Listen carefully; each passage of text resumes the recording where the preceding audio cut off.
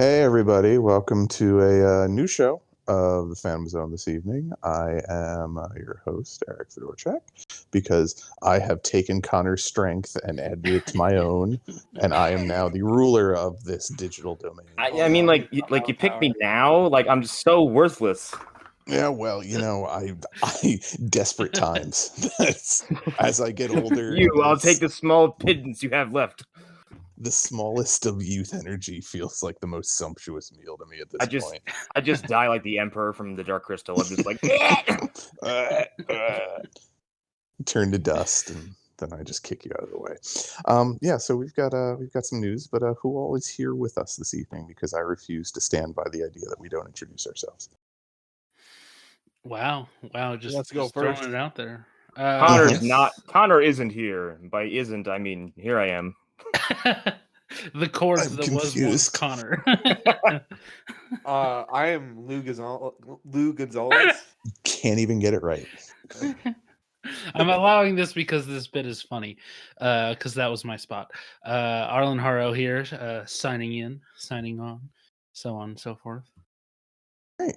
Well, so we've got a few things to cover here in the speed round, and looking at the two things, one of them might take a little bit longer, but we'll see. First up is Red Sonja casts Hannah John-Kamen, and that's all I know about that. I don't even know who this actress is. Yeah. I looked into this and I recognized her from somewhere, but I couldn't remember what the fuck it was. She's Ghost in the second Ant-Man. That's there we go. Okay, that's actually a really interesting choice. Okay. Yeah, it's a good pick. This is really an excuse to talk about this movie that I don't think we've discussed since the Bryan Singer of it all. Well, it kept coming up, and we're like, "Do we care that much about a Red Sonja movie?" And we're kind of like, "Yeah, maybe so." And then we're like, "Oh, Bryan Singer," and we're like, "This movie is dead to us." No. The last time I gave a shit about there being a Red Sonja movie in the works was when Robert Rodriguez was going to do it, and that's when he was dating Rose McGowan. Yeah, and she was going to be the star and all that. Yeah. Yep. Whoa. Yeah. There were posters and all kinds of stuff, and it was one of those things that was constantly about to be announced at Comic-Con, if my memory is correct. So yeah, it was a thing for a while, and then Millennium hired Bryan Singer to write and direct this movie, and of course, as previously mentioned, we talked about it on previous episodes. And then I kind of just ignored it because I wanted to wait to see what they would do after he officially was removed from the project. And yeah, Hannah John-Kamen was cast, and then a writer who hasn't done anything that we've seen. She apparently wrote, I think it's a she, I'm not entirely sure, but she wrote a Tomb Raider show for Netflix that no one has seen yet, so I can't really speak to its quality. But it's interesting, and it does show I guess a direction that kind of matches this character. And then the director is supposed to be the writer and creator of the show Transparent. Again, something I haven't seen, but I've only heard interesting things at the very least over the past few years while it was running. So it seems like a good little team. It could be a real mess, or it could be a fun movie. I don't know. Yeah, I don't know. Like, part of me feels like the entire time for Conan and Red Sonja and whatnot was the 80s specifically. Yeah. Like, no one has been able to capture that formula properly. Yeah. It feels like, for me personally, like, I don't think they can make a better movie than like the 80s like version of Conan, like in relation to this kind of thing. Right. I don't know. I just don't know enough about Red Sonja to even like that too care about it, honestly. Sure. And that sucks because I'm sure it's a great character. It's just like, Yeah,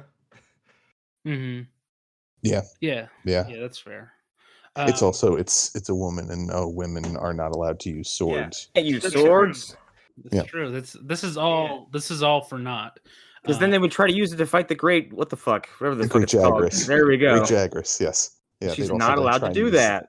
They'd also try and use lightsabers. They'd also try and pilot things. It just sorry. They try and mimic flying, and that's not even allowed. Yeah, They try to become Iron Man, and we can't let that happen. That's just So, also interesting tidbit about Hannah John-Kamen is she's going to be playing Jill Valentine in the Resident Evil reboot. Oh, that's right. I forgot about that thing too. Yeah, crazy. Yeah, isn't that the one that had that really bizarre sounding thing where No, it's... that was the Netflix show. That's okay. The Wesker twins. Ugh, that. Yeah. Fuck. I hope they say it that way too. The Wesker twins. Wesker twins. They're at it again. North Atlantic accents the whole time. Yeah, exactly. I would love it. Black and white. The pinstripe suits. I mean, they at least earn my respect at that point, and maybe I'd watch it, but Yeah, that'd be an interesting direction. It would still be morbid curiosity, just like the one that might or might not come out on Netflix would be too. So it's a lose-lose, but it's also a weird win for terrible humor. Yeah. So on this one, I'll get more excited if I see this Tomb Raider show and it's like great. I guess I'm not watching Transparent just because I don't have time, and it's been years.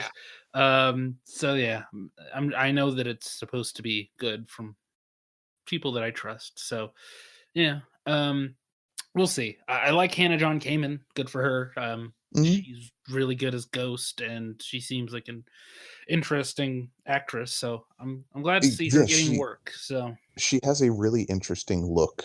Like that's the best way I can describe it, because it's just like I watched Ant-Man and Wasp recently being within the past 3 months or so, and I was like, oh yeah, I forgot I like her as Ghost, and she's just interesting to look at. I know that sounds terrible, and I don't mean it to sound that terrible, but it's just she has a very unique look about her. So I'm willing to give anything she's in a try. I'm gonna defend you on that. There are people that are just like, it's fascinating to decode why they are magnetic. It's like you look at them like, I don't understand why I can't look away, but I can't look away from the things that you do on screen. And men have that too. There are multiple men in Hollywood who only have careers because of that. Looking at you, Benedict Cumberbatch. So I like that man's pointy face and nice voice. Exactly. So I totally agree, Eric. And also the way that she plays Ghost, it's one of those roles where you say to yourself, well, if she was a hero or she was on the good side, she would be just as interesting as she is as either way. And I can see that. She gives Ghost this really nice vulnerability, and that just picturing that in my mind, that fits for me. I really love the John Milius movie from the 80s. And I don't know, for me, if they can make anything even close to approximating that movie, I think it's worth giving it a shot. If it's bad, it'll be bad. But I'm all right with being a little bit excited for the possibility of them recapturing that. But I've already been hurt before with the Momoa Conan, so I'm not expecting. Oh fuck, man, that was. Yeah. Man, I remember the moment in that movie where I was like, this is going to be a bad time. And it's 10 minutes. I was like, oh no. I think the best part of the movie was the first 10 minutes where you see Conan being given birth on the battlefield, because was it Ron Perlman cuts open her stomach to pull Conan out? Yes, I think so. Yeah, that was the best part of it, and that's not really a great thing to think is the best part of any movie. So no, yeah, the rest of it was certainly a thing. I think by the climax, I was just laughing. I'm like, this is fucking stupid. I don't even remember what happened. It's got lots of weird shenanigans and hijinks. Yeah, just what I want out of my Conan movies. Physical comedy.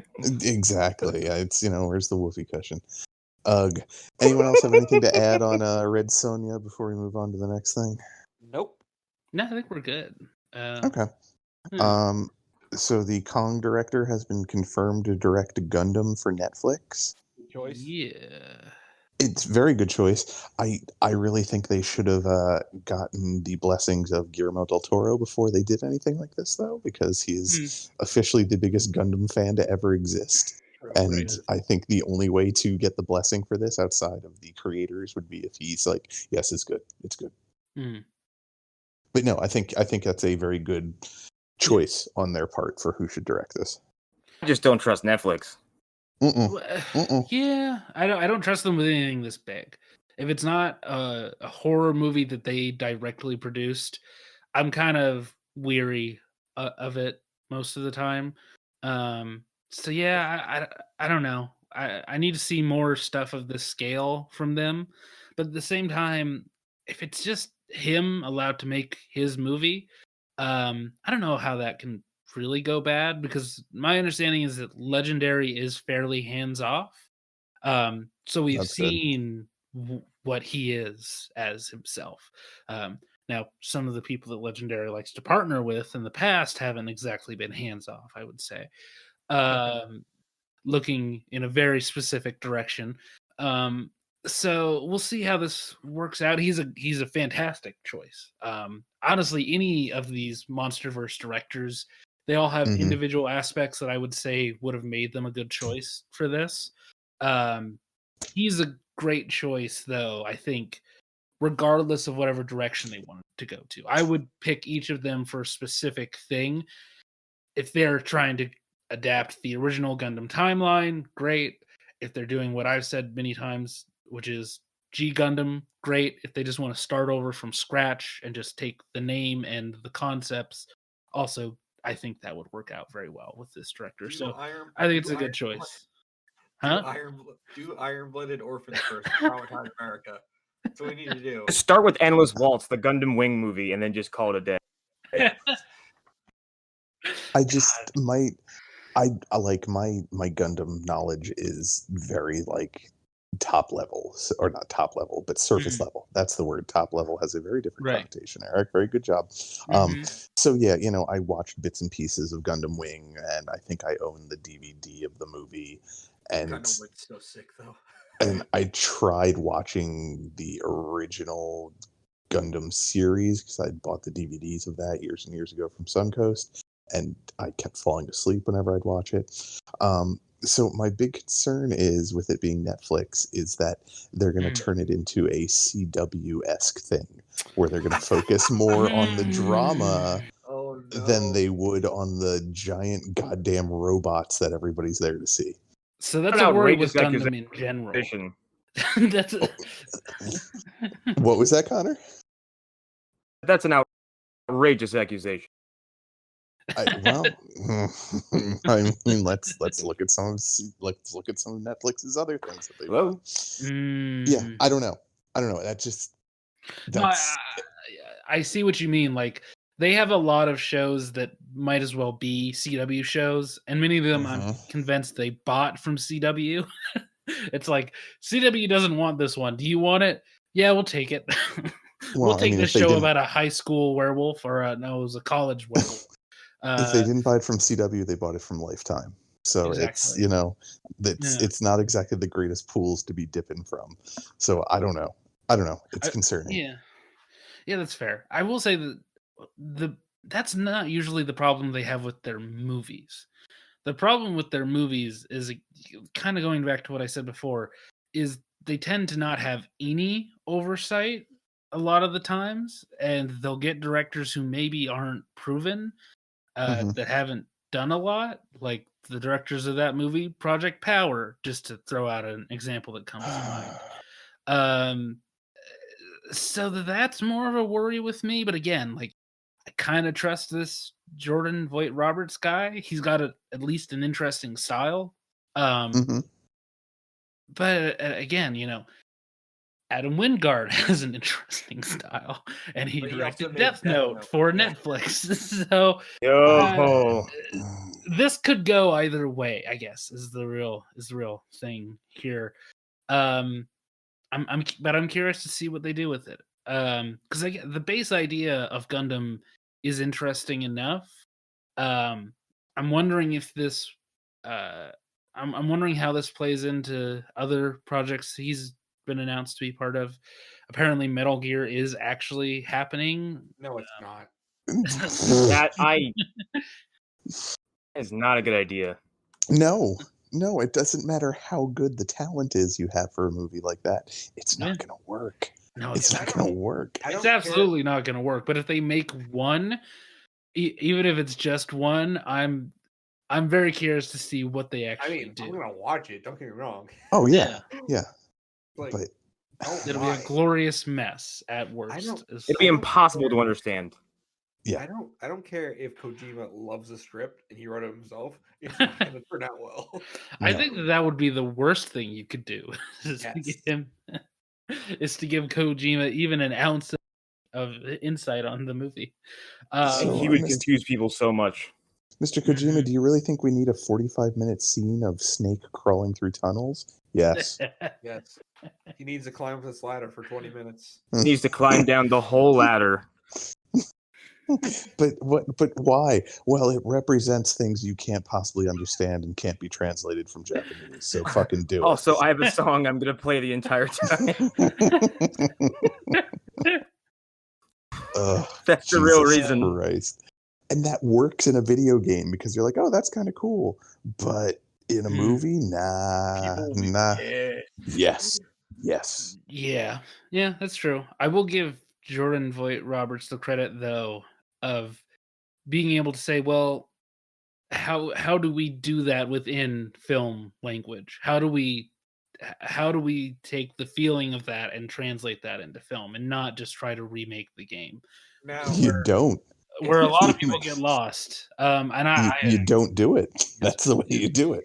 Yeah, true. Fair enough. So yeah, this could be interesting. We'll have to see. Unless there's. Oh, go ahead, Hunter. I think honestly, if you're going to do a Metal Gear movie, if you're going to do a Marmaduke movie, you got to do like Vamp or like Raiden or a side character and just do it straightforward. I can see that. I can see him doing that in the Metal Gear universe.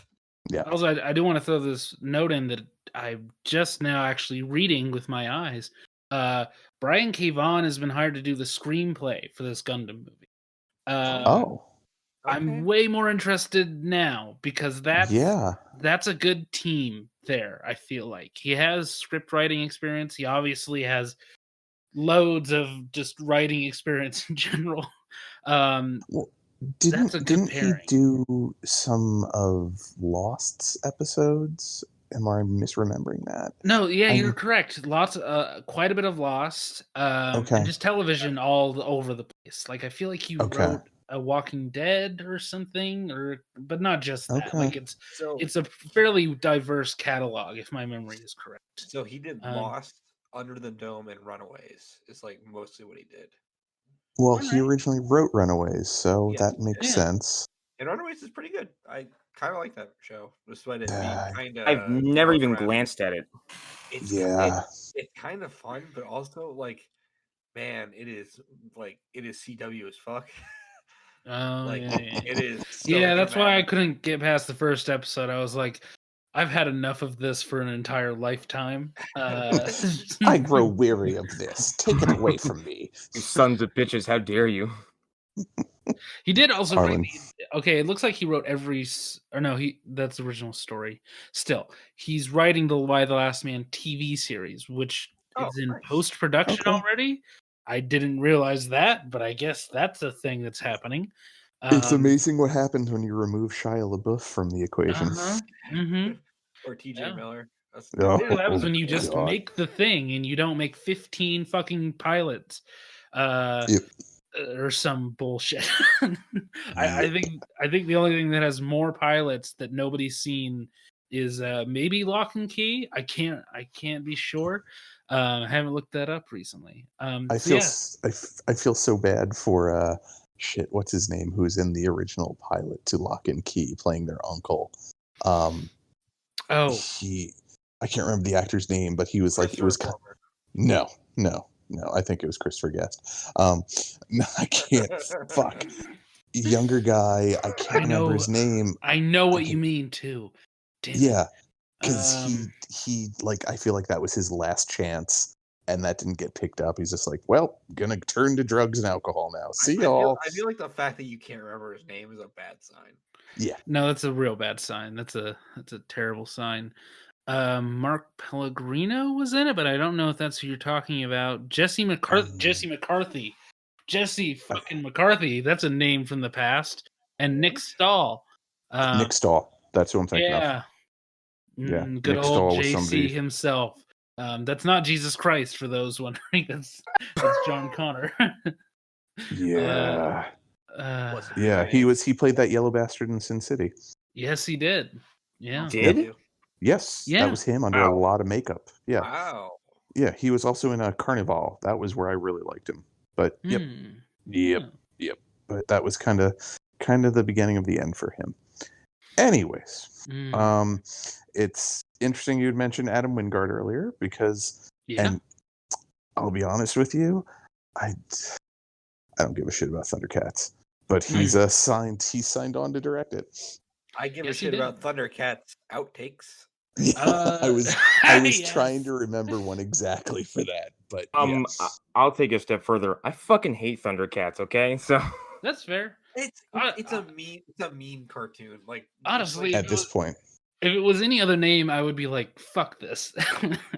If it was anybody else, I'd be like, "I don't give a flying shit about this. This can go fuck off and die." But Adam Wingard is interesting. Apparently, he has been working on this movie for like 30 plus years.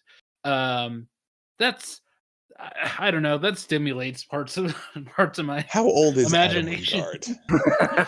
Eons, Eric. He's old. He's older than you might think. Him and Simon Barrett. They've been around for a bit because they were working for about 10 years before Your Next, I want to say. So they've been around for a minute. He was born in 1982. Yeah. But all right, so if he's been working on this for 30 years, that means he started it when he was 8. He wrote a script when he was 8. He talks about this in an interview, saying that he was working on this movie when Thundercats first aired. He was thinking about how he would do it. That doesn't mean that it's going to be good, but that's interesting. I mean, you know, I prefer hearing that than like I've never seen Thundercats, but but I think the concept is cool. It's like, no, the concept isn't cool. The concept is like a rehash of a million other things that were cool in the 80s. You just got there last and you like pushed it all together to make a show that could sell some action figures. None of it is like original in any way. It's just He-Man for furries. That's all it is. Yeah. No, it's like here's a little bit of He-Man. Here's a little bit of Superman. Here's a little bit of Star Wars and whatever else you want to throw in there. Like, and also there's a mummy. We don't have to explain why there's a mummy, but there's a mummy. I think there's a medium ground in between, oh yeah, I've been working on this for 30 years and I don't know, I don't care about the property. Like, oh yeah, no, this is something I enjoyed when I was a kid and I think there's potential for it. I like this character and this character. Oh, I've had the idea for a script for like 10 years, but like 30 years makes me think his script originally was a whole bunch of and then they said this. And then Panther said this, and then somebody beat up Snarf, and then they had to go fight the mummy, and then so I just there is potential for this to be terrible. I mean, it could be. Honestly, it could be like an 8-year-old's like imagination of what Thundercats is, and he just never changed the script. And then Chitara showed her boobs. I mean, I want to see it. I definitely want to see it. The thing is, this could never happen. Like Face Off 2 is going to happen before this. Probably. The existence of that movie makes me so happy. Yeah, I can't wait. I cannot wait for that one. Also, something I'm remembering because this story was announced like a fucking month ago. He plans to use the technology from Cats The film Cats. Release the butthole cut of Thundercats. So this could be a horrifying nightmare of a film, and I can't wait. I'm so ready. Now I am so excited for this. Now I'm at least morbidly I'm morbidly curious now. If they do something like that, then just like looking at the sheer terror that's on screen would be fun. Mm-hmm. Yeah, and don't get me wrong. Like I've heard there've been 2 revamps of Thundercats the cartoon that they were both supposedly pretty well done, but I'm a goddamn adult and I don't have time for that. So I've got to play video games. Yeah. So on that note, a lot of those 80s shows did get rebooted, and some of those reboots were good. I stand by the 2000s He-Man reboot pretty hard. It's a pretty solid reimagining. I heard that was good.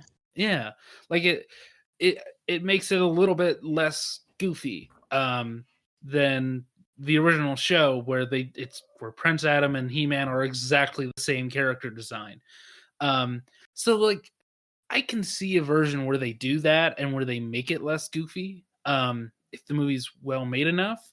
My problem is I don't necessarily trust Wingard the most with big budget stuff yet.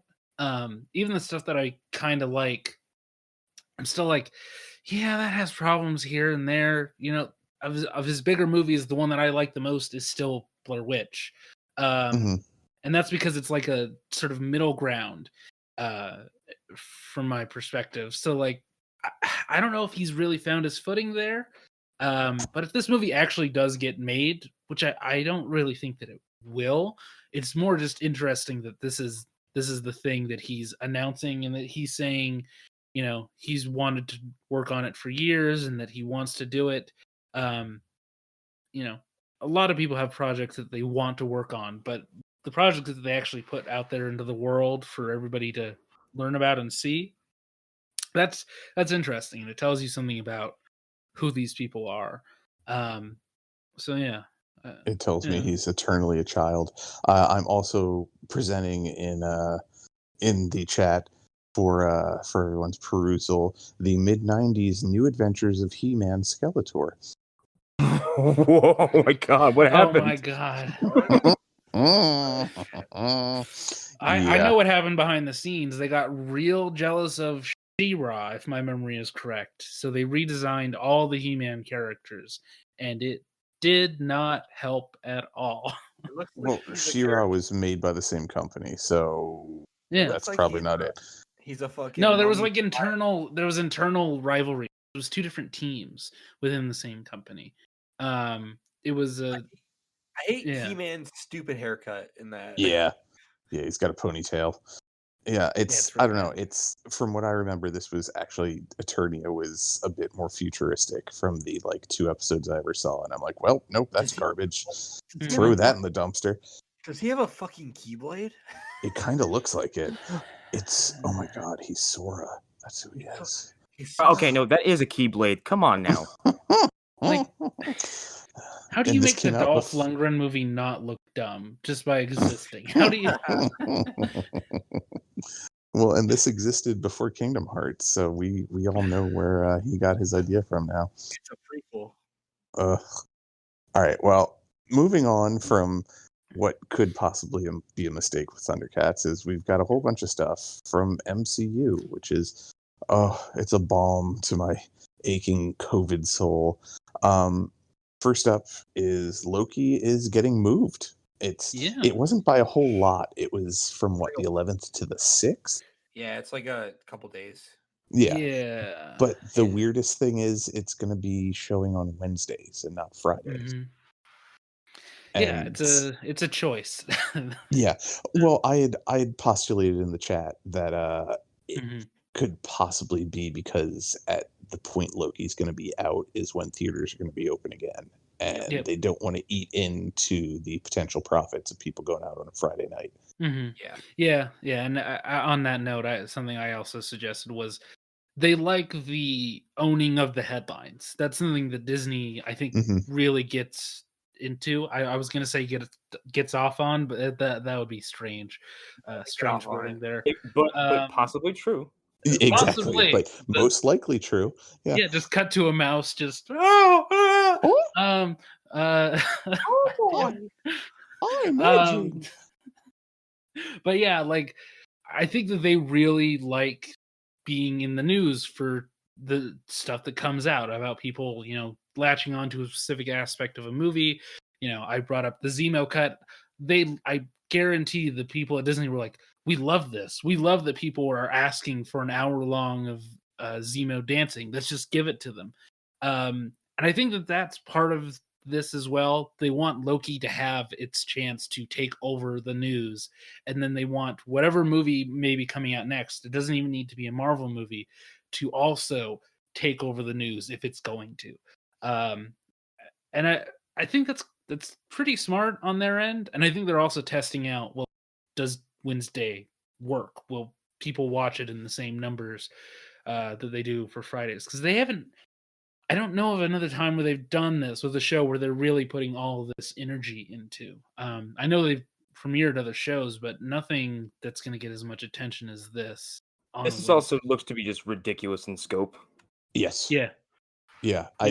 I'm kind of glad it's releasing last out of this first batch of TV experiments, for lack of a better term. I mean, because don't get me wrong, the shows have been good, but they've definitely been an experiment on Disney's part. Like, I believe they were well crafted and they knew what they were doing, but it was still a pretty big chance for them. Regardless, everything we've seen of the show from the various trailers, like you said, Connor, this looks huge in scope. Like, not just time, but dimensions and just set pieces as well. Yeah. What's happening? I don't know. Did we lose everybody there for a second? No, it looks like we're all here. Okay. I'm still here. Okay. I wasn't sure. There's dead silence. So I think I was having an internet problem. Okay. I figured everyone just didn't care anymore. Yeah. all the desert internet from Connor. Yeah, exactly. Sammy Davis Eyeball Jr. Well, they're running fell out to of a different condoms area. there in the middle of the desert. And that's, I mean, they're they're so hard to find. I got nothing. Like this. Oh God. So yeah, like Loki still looks good. I'm glad that it wasn't them pushing it farther back. That was nice. I'm super down with this, and I agree, Eric. Like, they've been testing what they're doing, and they're trying to figure out how this works. I think they're doing very well for people that haven't been producing television directly. And this show has some stuff to live up to. Like, we're already kind of getting what the memes are for the MCU television stuff. Like, every show's gonna have not a great finale. Is something I'm already hearing from podcasts and boards. Whatever. And people, I call people bullshit shouting on their that. opinions. I don't think it's bullshit on that. I don't think it's unfounded, but I think it's like people just looking for a thing to complain about. It doesn't ruin anything for me. It's Falcon and Winter Soldier. I thought had a great ending. Like, WandaVision definitely fell into the typical like MCU third act problem, but I thought Falcon Winter Soldier did a great job because it stayed true to what its message was the whole time, which was examining race and bigger social issues in the world. No. Here's where you're all wrong. All wrong. Okay. All my dreams did not come true. Yeah. These shows are terrible. Yeah, you're right. Yeah. Right. I'll agree with you on this, Eric. Because they didn't mess up Bucky or Sam, I don't care if it wasn't perfect. I don't like the rest of it can be messy and not exactly what I maybe expected it to be. Sharon Carter's Power Broker stuff can be a little bit iffy because they really nailed it with Sam, and the Bucky stuff is pretty good as well. So like, whatever. People need to get outside, I guess. Like, we've all been in quarantine for far too long. That's the only way I can process. I don't know. These people I who are think, like complaining about getting free Marvel stuff.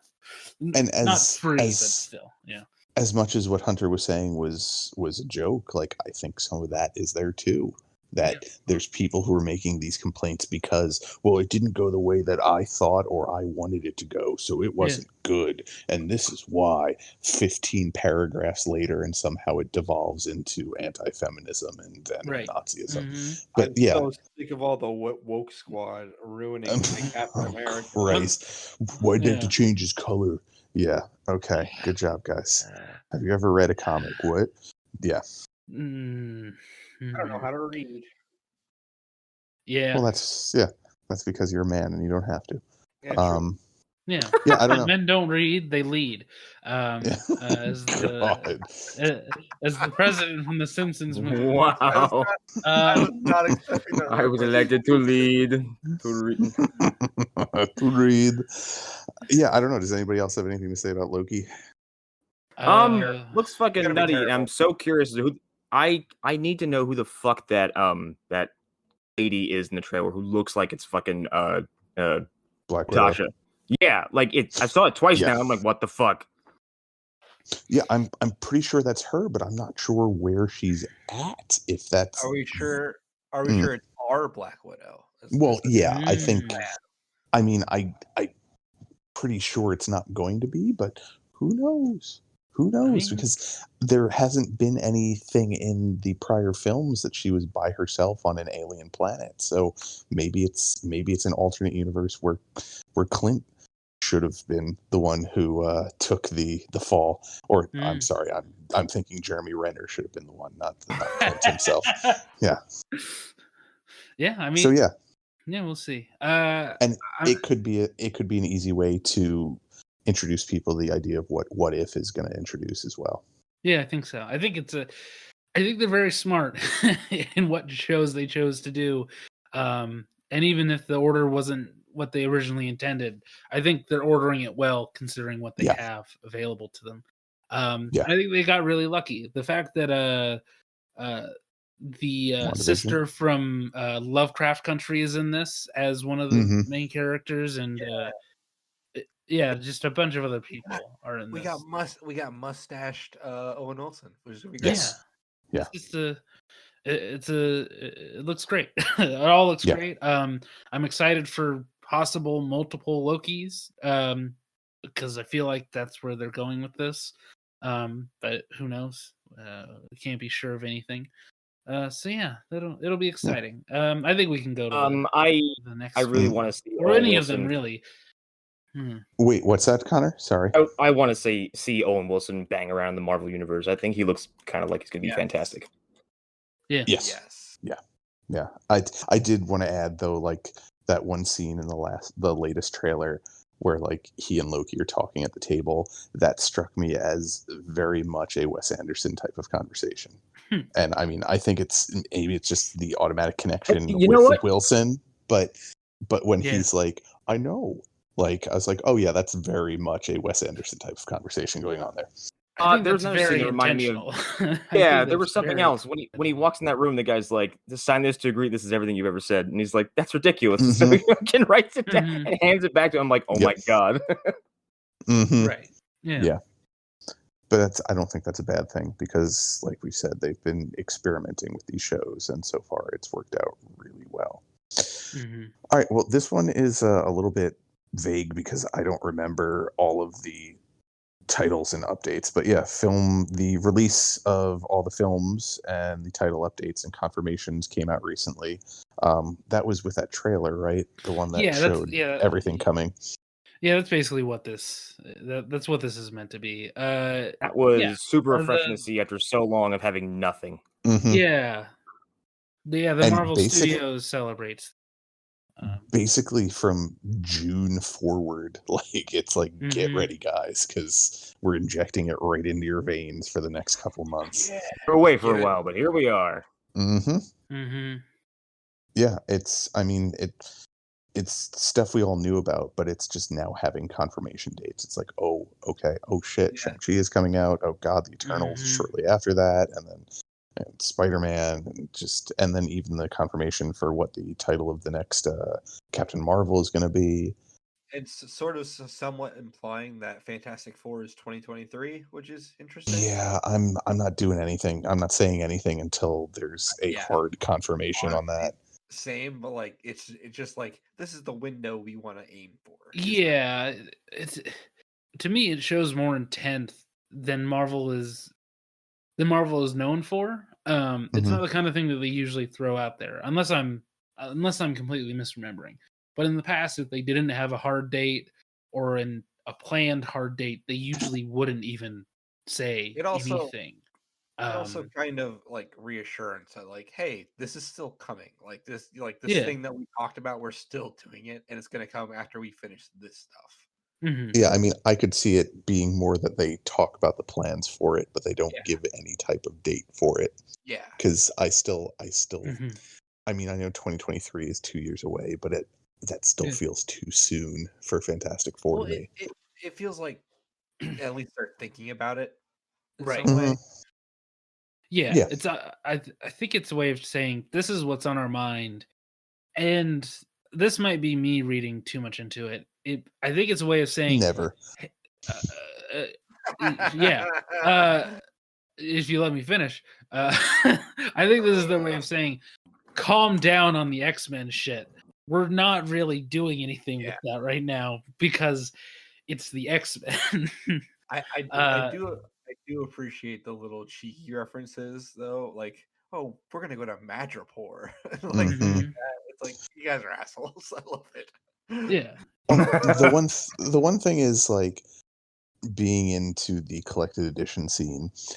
There was recently an announcement that in 2022, the first 2 omnibuses of the first run of the original Kirby and Lee X-Men are being reprinted. Now, that hasn't always correlated with films, but it seems that they're kind of keeping those things closer together now. And that kind of makes me wonder if they're maybe secretly working on things a little bit more than we realize at this point. I think X-Men is gonna be a thing where it's like it's a slow trickle. So like maybe we'll get like Rogue or something first, or like someone, a character will appear, and then like I think we get, like you said, I think we get characters and we get hints. I think it will be like this matriculation, this like, leading us there. I don't think we're gonna have a movie that ends like an entire X-Men team showing up. No, that'll never happen. So yeah, like I think we'll get there. I think it's back burner at the moment. If Marvel is to be believed and they're not lying, which Kevin Feige, I'm not going to say he doesn't enjoy lying. He's a more controlled Ed Boon in that he'll say things, but whether or not he's lying is up to you. Ed Boon will tease whatever pops into his head first. Yeah. Yeah, exactly. It's I was thinking about that today. Let's go put a tweet out and make everyone go nuts. Let's make it think I'm gonna put smoke in the game. That's the thing though. If you remember with Falcon Winter Soldier, there was that point where they were at Madripoor and the site for Madripoor had all of the mutant connections, like Mystique and a few other people were named, and that quickly got scrubbed. So that's kind of where I'm like, now is that just an overzealous intern, or was that somebody accidentally let that out too soon? I think it's the first of those two, because again, I think they just don't know what they're doing, and they don't want to be beholden to something that an intern said that they put on a website.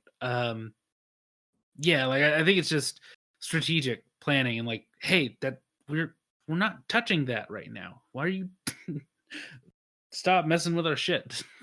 we don't need that right now.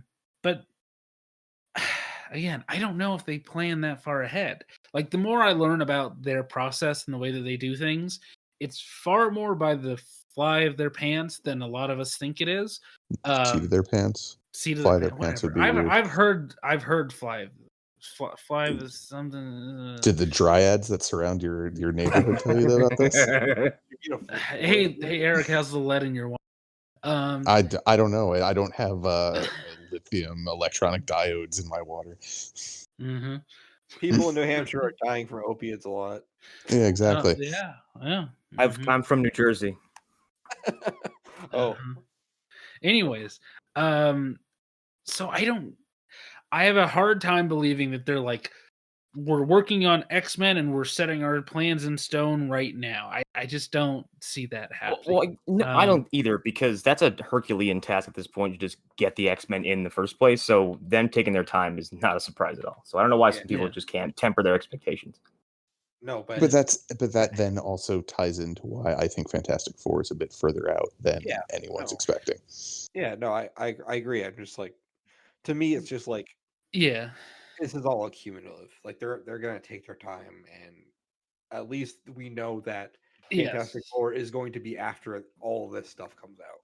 Yeah, so I think I agree, Eric. Like for all the same reasons, there's a good chance Fantastic Four might be farther back. At the same time, they already have a director. John Watts is directing one of the upcoming movies in the next year, I think. No, at the end of this year. He's directing a movie that's coming out at the end of this year. It's part of this WandaVision to Doctor Strange arc, technically, I guess. I could see them having an idea of what they're going to do with Fantastic Four already, and having a plan for when they want to have them done. But I agree, like, it could not come out till 2025 or 2026 easily. No, I could see that. Yeah. I think it's completely up in the air at the moment, and it depends on how things work out after Spider-Man 3 and what we do or do not learn over the course of Spider-Man 3.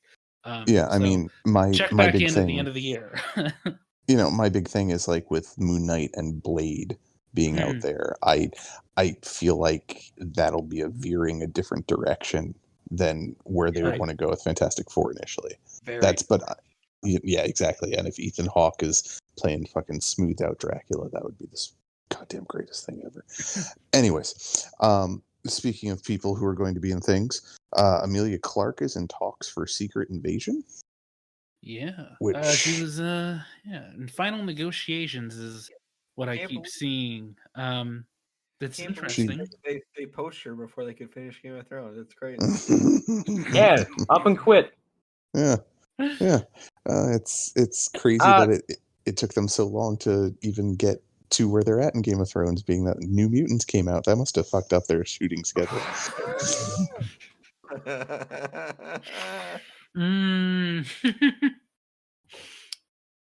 No, you're going to say something, Connor.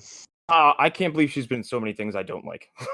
I can't either, honestly. Wait, what you mean that Christmas movie about the ghost that she was hanging out with the whole time? I don't even know what the fuck that is. Only learned about that last episode. That's right. He ejected at that by then, I think. I wasn't feeling great. Gotcha. Yeah.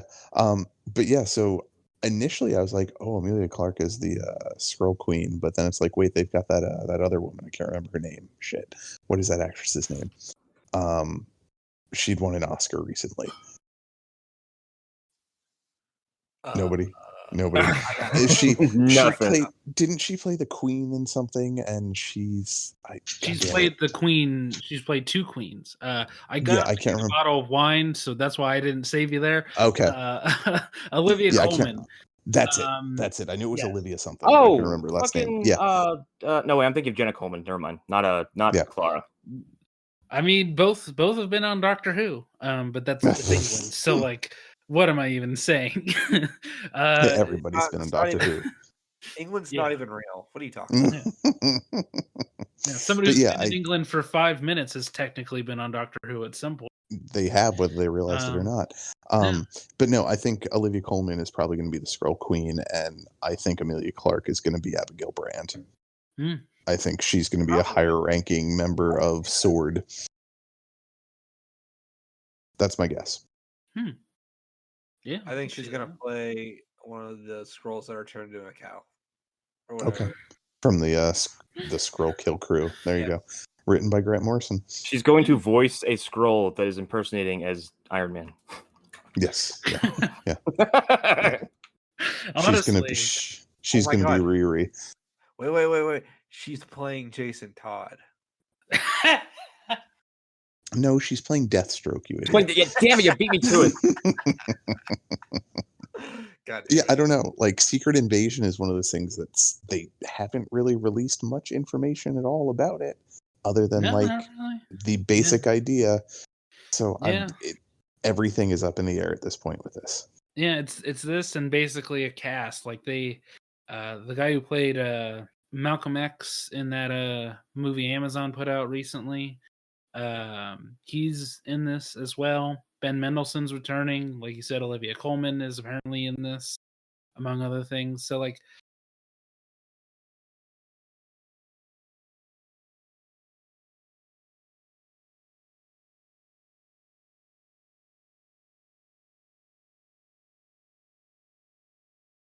it'll be interesting. Because it was part of that. It was part of that lineup that they announced back in December. And most of what they announced then had been television. I'm pretty sure. But I'm not positive where we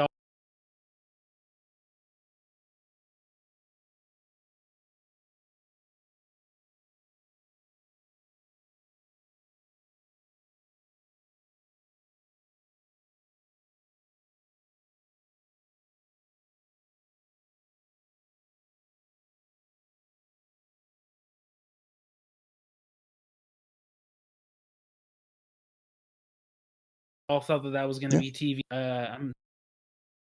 It's interesting that they're going this direction.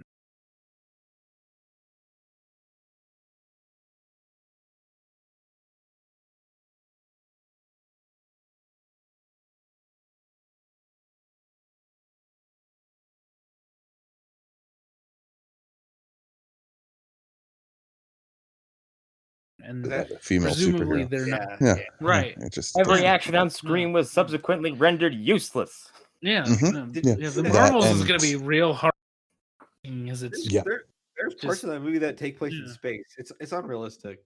Exactly. Doesn't make that sense. And Brie Larson killed all of her co-stars with her angry stares. So it doesn't matter because they had penises. Exactly. Yeah. That's what's the fucking point. Anyways, so on to things that we definitely did see that look awesome. The Shang Chi trailer. Like I know Arlen kept trying to push it off. So we're finally here to be able to talk about it. Like it looks rad. It looks like a Marvel budget kung fu film, and I'm so there for it. Expensive looking, lavish kung fu movie. I can't wait. Yeah. We don't make these in America. I don't think ever, really, not on this scale, and it's great. I love it. And it's not going to have Fing Fang Foom in it. I'm sorry, Lewis. I'm sorry. No, but I understand why. He got like excited about it. There's clearly going to be some dragon-like creature in this, so I get it. It's not going to be Fing Fang Foom. No. I can definitely see them setting up Fing Fang Foom for much later on down the road. They should never set up Fing Fang Foom for anything. He's ridiculous. You know what I'd love? If there's just like giant pair of shorts hanging up on a clothesline. I think context matters quite a bit. Again, I'm sure I said this back when this trailer first came out. If Fing Fang Foom showed up in Love and Thunder, you wouldn't be complaining. But that's say however much you want that you would. But no, if you saw it there, you would be like, "All right, this works." That's also I get this. The director would be able to make it work. But I don't want Fing Fang Foom in this movie at all, because this is Marvel's first kung fu film, their first Asian led cast. Yeah. Like, don't bring it down by having the giant goddamn giant dragon with purple pants on. Yeah, you're setting yourself up for failure. I get that. Yeah. I get that aspect. Yeah. And I don't think they'll ever. I don't necessarily think he'll ever show up in a Shang Chi movie. I think he shows up in other things again farther down the line. I think they'll repurpose him like they do with everybody else. Right, like there are other characters like that who you might not associate with certain things, but they've shown up and they've been a big deal. Like, forgive me for my ignorance, Ego the Living Planet. He's not heavily associated with Guardians, in my understanding, in the books. Well, he's a space thing, so it makes sense. Yeah. Right, but when you think of Ego, the first thing that comes to mind is not the Guardians pre the movie. So that's what I'm getting at here, is these characters can show up in other movies, and because it's the Marvel movies, we're like, yeah, of course. Well, somebody has a story that makes sense. So as long as the story makes sense, I think he can show up somewhere else. Ego is one of those things that he just kind of got thrown in wherever they needed him. He was never super associated with anything too much. Like Hunter said, Thor, but then it just became like, let's have a giant planet with a mustache. Okay, cool. The Avengers. Okay, like whoever can. So that's more James Gunn wanting to pull just a bizarre pull and then screw with people's expectations and only show the planet version of him once. Mm-hmm. Yeah. So yeah, I don't know. I could see Taika Waititi using him, but I honestly, what? Put him with Man Thing. Yeah. Yeah, well, exactly. I'm just thinking, like, we know that they're focusing on eventually. They haven't done it yet, but they're supposed to be focusing on space upcoming. So like, I don't know, if he shows up in like a giant space battle sequence or something like that, like I feel like that's the direction that they're going towards. Or anywhere else, again, with the right writer and the right story. I think him the new Howard the Duck, where he just appears in the background and everyone's like, "You just exactly." Like, Thing was gonna be in, like there's literally a promo of him in MODOK. Right, but MODOK is its own continuity. But yeah, I get your point. Like, yeah. Well, that's another sign that they do plan on using him at some point. They're pretty good about that, of like seeding characters in animated shows and again in comic books, like Eric was kind of hinting at there. So yeah, like they definitely have intent to use him at some point. But I don't know. I could see them just continuing to use him as a joke in some of their side stuff. Yeah, because once again, he's a giant goddamn dragon with purple pants on. I was gonna say, doesn't he have purple pants? Yes, he does. That's why I want the giant clothesline and just a giant. It's his. But regardless, we've devolved into talking about Fing Fang Foom. Yeah, for I don't know goddamn long. I don't know how this happened. Tell me more about his pants. The Mandarin looks cool. Tony Leung is dope. So yeah, like the martial arts in this movie, all of it looks fantastic. Yes. I don't know how to pronounce his name, but the main actor, Sima Luau, I think that's right. I feel like that's close. Yeah. I think he fits that part fantastically. Like, because go ahead. That's slam dunk casting in my eyes. That's the thing. Like, he doesn't look like what you expect for a leading man either. Like, because he's Asian. No. Because he just looks like an everyday dude. Like, he doesn't have that like super chiseled or like, I don't know, like overly movie star look about him. He just looks like an average guy, and I like that. I don't think Shang Chi really needs to be like that. No, he doesn't. And I really, really hope that Ben Kingsley is in this movie just to be killed by the real Mandarin. Yeah, that'd be amazing. Yes. He kills the real Mandarin. He's like, "Ha ha!" Yeah, I was doing it the whole time. You couldn't get rid of me, could you? But yeah, it's just like some of the stuff in that trailer, like you can see obviously how well they trained like that part that was showing the slow motion where he grabs the knife that whatever, I can't remember that character's name. The guy with the mask on. Fuck, I can't remember it. Regardless, Razor. like no, not Razor. It's that fuck. I looked it up because Lou and I were trying to figure out who he was. But anyways. Oh yeah, he's cool looking. He's got like a gambling aesthetic or whatever. It's like fuck, what is his name? Yeah, I can't remember. But yeah, like he throws that it looks like a knife of some sort, and like dude dodges it and then catches it, and like that's actual physical item. Yeah, practical, crazy. Yeah. And I'm so here for it. Did we just completely lose Arlen on this? He's dead. R.I.P. Yeah. I guess he went. Oh, he went. He'll be right back. I thought he went to go get more wine, maybe. Wherever he lies, there shall he be buried. Also, we're getting Razor Fist in a Marvel movie. That's pretty crazy. Yes. That I was kind of shocked by too. I looked up some Razor Fist art and was just laughing my ass off the whole time. He is ridiculous looking. For anybody wondering what I was doing, I had to rent a glass real quick. Thought maybe you're getting more wine.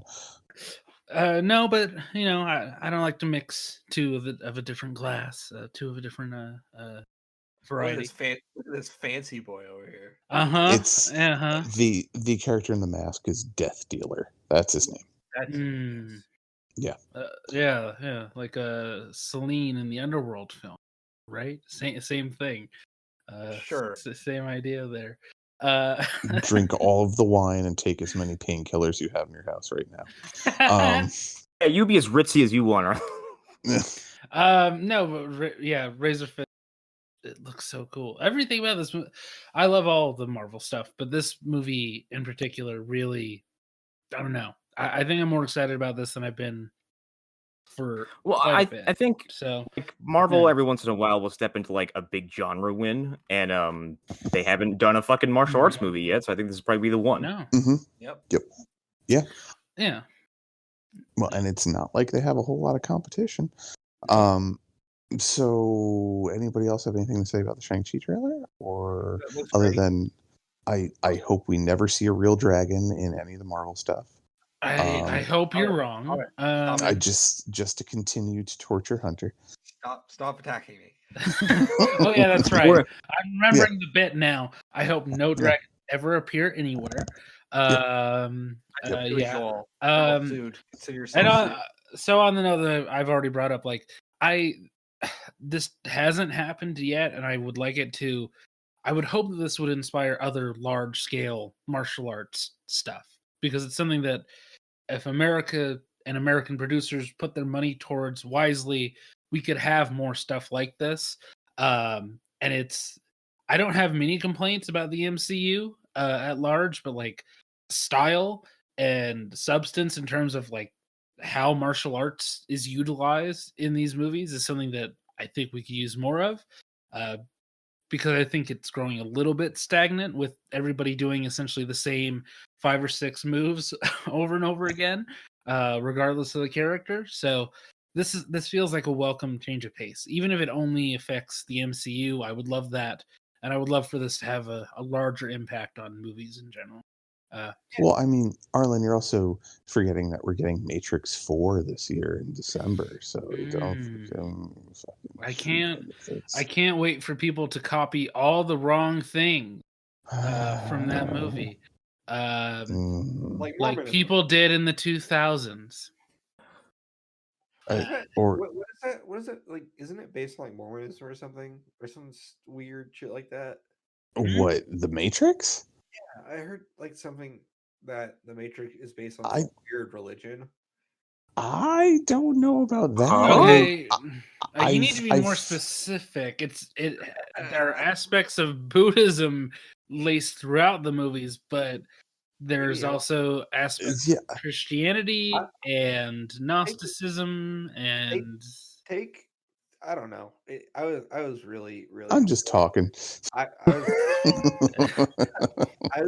was really high when they told me, so I don't know. I mean, honestly, this all checks out. Every aspect of what you just said checks.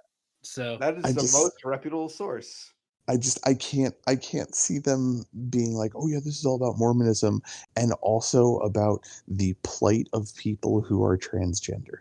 Mm-hmm. I don't think those two things really combine all that well. Scientology. It's about Scientology. Oh, there you go. Okay, that's fine. Yeah, the most accepting of all religions. Yeah. Yeah. The scavenge can do no wrong. That's all I'm saying. Yep. Where's his wife? Nobody knows. No one, absolutely nobody knows. She went to get cigarettes. Just like my dad. Exactly. Yeah. All right. So let's move on unless somebody has something else they want to add about Shang-Chi that isn't about Shang-Chi and we can end up talking about for 20 minutes. Matt Reeves is going to be remaking a Russian sci-fi horror film, Sputnik.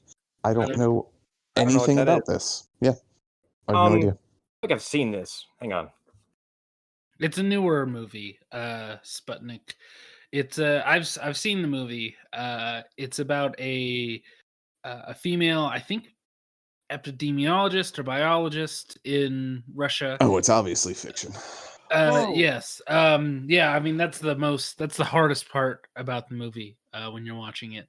And she's called in to help examine this single surviving astronaut, or a cosmonaut as they called them.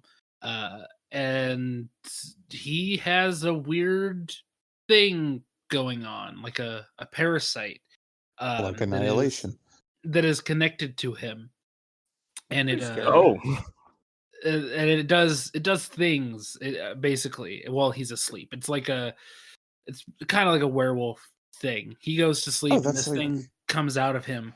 I was going to say that's like my camp counselor at youth camp for the Catholic Church. Yeah. Wow, that is a. So I haven't seen this. That is a fucking monster design if I've ever. Yeah, it's a very it's a very interesting design. Yeah. I like that. Yeah, it's real creepy. It looks kind of like pretty good. It looks kind of like if the it looks kind of like that cobra thing from Prometheus if it grew legs. Yeah, that's fair. Oh. It's got a very like J.J. creature aesthetic, which isn't my favorite aesthetic, but they utilize it well in this movie. And it's just a genuinely pretty creepy, compelling little horror movie made in Russia. I definitely suggest people watch the original.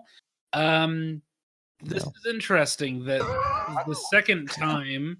I don't want to read subtitles, Arlen. You son of a bitch. You motherfucker. Well, if the past is any indication, you can wait a year for him to release a movie that is exactly the same movie, but slightly lesser. Because this is the second time he's doing this, where he's picking a movie from the Northern European region and he's adapting it. Maybe he learned some lessons from remaking Let the Right One In. So yeah, I don't know how to feel about this. Because again, we've talked about this many times. Just watch the original movie. Just do it. It's fine. You'll get used to reading the words. Watch it first if you're doing a big movie night, and then watch other movies that you can just get high and not pay attention to. But just I don't know, concentrate for 5 minutes at a time. Pause every few minutes if you need to. Whatever you need to do. If you have to pause a movie with subtitles because you're losing your concentration, just stop. Eric, just stop. I'm going out farther on a ledge than I want to be going out on the ledge. You're not allowed to watch movies anymore if you have that problem. That means you can't watch anything that's over 2 hours. I can't concentrate on it. Apparently, there are people who can't concentrate on a movie for more than 5 minutes. And it infuriates me. But they exist. Oh, those people need Ritalin. I said I feel attacked. Those people need Ritalin, is what it is. Yeah, but Hunter, we know you, and we kind of understand you. Not all the way, but we comprehend you to some degree. We'd like to think we do. Yeah, exactly. You have the madman's insight, you know. I mean, from a biological aspect, yes, I understand why you exist and live, but outside of that, why are you taking up so much air? exactly. There's only so much left on this earth. Yeah, and Hunter, you're destroying trees when you're walking around all the time. Hunter, are you harboring some sort of parasite in your body that comes out at night? Tying it back around to the story. Yeah, but the parasite is like 2 feet tall, and like, so yeah, we can move on to the next story or whatever y'all want to do. Joe Cornish is going to write and direct Mark Millar's Starlight for 20th Century Studios. I don't know what that is. I know the artist of the comic, but that's it. Yeah. I feel like this is one of those books that you see art from all over the place. It gets like shared places. I've never heard a single thing about what the actual book is about. I'm interested in this because of Joe Cornish. He directed Attack the Block. So that goes a long way with me. He also directed that movie, The Kid Who Would Be King, which is like a little Arthurian kids adventure movie. Really good. So it's an interesting person who's part of it. And then let me see. Yeah, it looks like he has good people involved with this. And Mark Millar isn't a bad place to start from, I'll say. Well, I mean, he writes stuff like their script treatments anyways, so it, Yeah. It's interesting. We'll see. I don't know. I don't know. What do you think? I might be getting a little bit too deep into the comic book weeds here, but the art style of this comic looks very much like Mobius. Like, this guy is definitely aping Mobius's style a little bit. Not that that'll have any bearing on the actual movie itself, but yeah, I don't know. It kind of looks Flash Gordon-y in a way, but like the serials Flash Gordon, not like the 70s one. I think that's kind of like the whole idea of it. It seems just from the Wikipedia page you just pulled up is like it sounds like it's like a Flash Gordon send up, which could be cool, I guess. I don't know. The story is so it's a guy who he did save the Earth or the universe, I guess, long ago, but that happened way back, and it's been a while. So it's sort of like they even mentioned Dark Knight Returns in the description here that the Hollywood Reporter is using. That's interesting. I'm curious to see how that would work. It's ground we have seen tread, I would say, a little bit too much, maybe. You could kind of argue that that's sort of the Han Solo stuff from Force Awakens. So yeah, this could be interesting. Again, Joe Cornish he's a pretty interesting director, like I said. So I'm curious to see what he does with it. I don't know if this will actually get made. But yeah. I wouldn't be surprised if it ends up on Netflix if it does get made. And I don't mean that as a slight. I just see it as like as being or one of the streaming services, just because that's an easy way to go if it's something that they don't feel will be strong enough for theaters. Okay, if someone looked at Mortal Kombat and said that's good enough for streaming service, then I think everyone else should be very excited about what they're working on. Yeah. Well, Mortal Kombat's a little bit different because I mean that was Warner Brothers, so they're like, well, let's just do this because nobody's going to the theaters. Like, so it's, I mean, I can see how hopefully the quality will be changing for streaming only films. But yeah, it's hard to use what's being released specifically on HBO as a barometer because a lot of the stuff was supposed to go into theaters, including that terrible goddamn Denzel Washington and Rami Malek film. I heard that was quite bad. But it was pointless. It's not good. No, it's pointless. It's somebody who thought that they were really clever. They thought that they were making like the next Seven, and they didn't. I did not enjoy that. I'm glad that we agreed on that because it's not a good film. They thought they were making 7, but what they were really doing was somebody in another room was watching 7, and they heard half of the movie while they were trying to write the script. Yeah, it feels like that. It very much feels like that. So yeah, I don't think anybody else has any strong feelings about this. This could be interesting. I'm sure we'll get a trailer if this actually gets made, and I guess we'll know what to feel then. Who knows? I love Attack the Block, so I hope it's as good a quality as that. But yeah, we'll see. Yeah, I'm not trying to get excited about it because it's Mark Millar, and he's very much like a 40-60 type of batting average. So I don't know. I'm mixing metaphors. I mean, again, on that note, the best Millar adaptations are the ones that feel the least like him. Not a compliment. I mean, that's just how it is. I feel like we're all in agreement. The best one is probably Kick-Ass. Mm-hmm. And Millar is there, but he's not the entirety of it. I really like Kingsman. But I know that not everybody likes it as much as I do. So, but Hunter, you were trying to say something, but you sound like you're transmitting from another planet. So, okay, can you hear me? There we go. Yeah, I've been trying not to be rude, but it sounded really quiet this entire night. No, be rude. Yeah. No, fuck you guys. You deserve it. So, like, Kick-Ass was good because they took out most of the Mark Millar stuff out. Yes. Yeah. Yes. Well, that, and it was also the director. Like that, I can't remember that director's name right now because I'm an idiot. But yeah, he's very good at what he does. Yeah. I think he in particular has a good eye for Millar stuff, and he's part of the same group. Him, Edgar Wright, Joe Cornish, they're part of the same like little clique. So that bodes well, I would say. The only thing that would bode even better would be if Edgar Wright was like, I'm taking on a Millar thing. I would get fucking amped as fuck up about that. But I don't think that's happening. I don't think he would ever do that because I could see him being like, "Oh no, that's dreadful."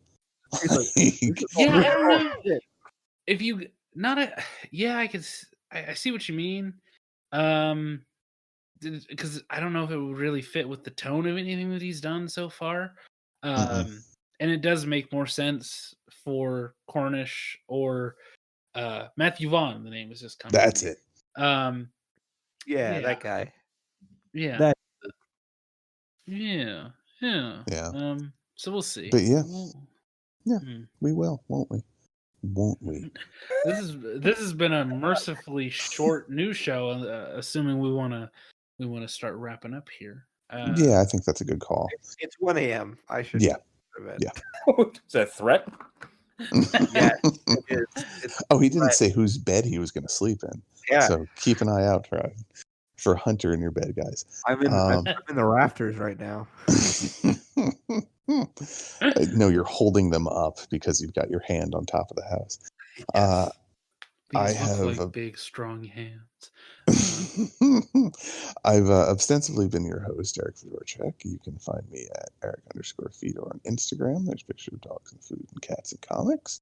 I'm floating around the Phantom Zone, which we've actually had 1 or 2 new people join, and one guy found us by looking for something about the Phantom Zone from Superman. Was he like a 90-year-old man who was trying to use Facebook like Google? Yeah, I hope you listen. Man. Is that the recent request that we got? That's what he said in the answer to the questions. Was like, oh yeah, he something along the lines of looking for something about the Phantom Zone with Superman, and I was like the name, the purpose of the name now works. Like exactly. That means that he might have Googled us, and we were like the 3rd option, which is kind of sad. Yeah, well, we're not a very good podcast, so no. I could do much better. I could. I don't want to. I don't want to spend the money to improve my situation in life. Me neither. Outside of that, I haven't checked recently, but I'm pretty sure our friend Izza could still use some help. His GoFundMe is always pinned with the episode information, and if you look within the group or any of the other groups that we're in, that if you're listening to this, you're probably in a lot of the other groups because cross-pollination. People have posted about it there, or just go to Andy Seitz's page or another friend of the show, or go to Iz's page. No, he don't. Yeah, I think he has his up somewhere on there. Yeah. Anyways, or one of us will post it at some point. Yeah, regardless, I'll send it to you if you ask for it. Like exactly. Or we can send you his personal PayPal, because sometimes it's better to get the money directly as opposed to waiting for GoFundMe to finish up. Yeah. Yeah. Outside of that, I've awakened from my tomb phantom zone. I'm here to tell you about the re-pooping movement. It's where you poop and you dig a juicy turd out of the turlet and you put it back in your own butt and you poop it again. Is Jesse Ventura just Jim Jones? Is that what's going on? I can hear the disgust in your voices, and I'll tell you, there are fives of us out there, and we're into this. Fives of us. Okay. Right. I will confirm something, because I checked the GoFundMe. That re-pooping is an actual thing? No, I checked the GoFundMe earlier this week. It's a little bit flat. Nobody's really done anything on there for a while. It's been the same number for a little bit. So every any amount helps. You know, $20 here or there is perfect. Like Eric said, the PayPal is also in the show notes, so we're there. If you're listening on your phone, it's not that hard. You just don't be a fucking lazy fuck. I've made sure that the links are very easy to follow, so please go to them if you have the time, and if you can't give anything, please share. So because you never know. And then actual plugs on my end. Lost Hero podcast comes out at least 3 episodes a month, so I look forward to that. We did a summer preview for movie releases and streaming releases up till the release of Shang Chi. So go check that out. Hear me talk to Eric about the movie The Night House, a movie he is not excited for because he's not a fan of horror, and many other things that I force him to sit through me mumbling about. So Eric, I always have a weird cognitive dissonance whenever you say and when I talk to Eric, I'm like, when did we talk about this stuff? I don't remember this at all. Eric is a man of very refined taste. Yes. Didn't he like Monster Hunter? He did, but we're not talking about that. Yes, but when you've been doing a podcast with him for nearly 4 years, you get it. You understand why. It's very clear. Fair enough. He was abused. That's the answer. Wow. Damn. Okay. I wasn't gonna go that far, but sure, why not? So okay. Don't follow me on social media. Obviously, I always say that. Let's see what else. I was on Talk Film Society, and I talked about the Heisei Godzilla movies. Nice. And go listen to that episode. I had a lot of fun time with Matt Carrion and talking about Zilla. I was also on Movie Dumpster recently. We talked about Double Dragon. I almost forgot the name of the movie. That sucks. And if you're a Nazi, go fuck yourself. Yeah. I don't have any plugs. I am actually going to be taking about a month off of Movie Dumpster, just to clear my head and get some stuff taken care of. Excuse me. So yeah, Ghost in the Hunter. He was great. Mm-hmm. Yeah. Mm-hmm. Also, Connor, you forgot to mention your Instagram. It's young_Kame. Fuck you. I was wondering who was gonna do it. I was gonna jump in. I missed out on it earlier. But yeah, with that being said, I guess we're done for the evening, guys. Yeah. Bye, everybody. Bye. The thing about re-pooping, though, is the ecstasy you feel. My name is Luke.